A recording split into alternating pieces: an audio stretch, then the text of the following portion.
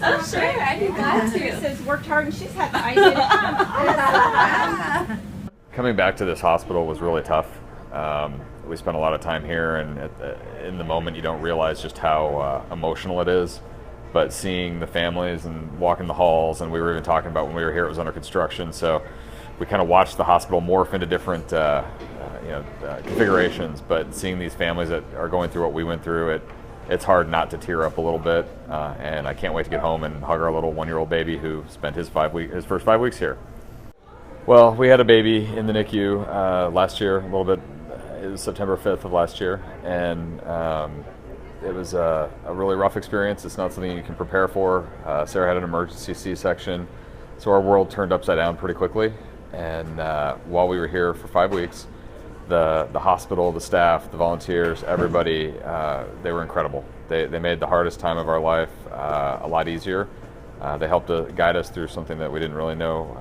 Like I said, you couldn't prepare for. So Sarah stayed pretty well connected with some of the families and some of the organizations here. When Sarah's father purchased the Missouri Mavericks, we have a family foundation, and one of our goals was to make sure that the foundation worked very well with the team to help in situations exactly like this. So Sarah reached out to the people who started and organized this, and HCA is one of our largest sponsors, and when we asked them about it, they couldn't have been more excited to help out. So it went from this location to 2 other hospitals as well. I wish he talked.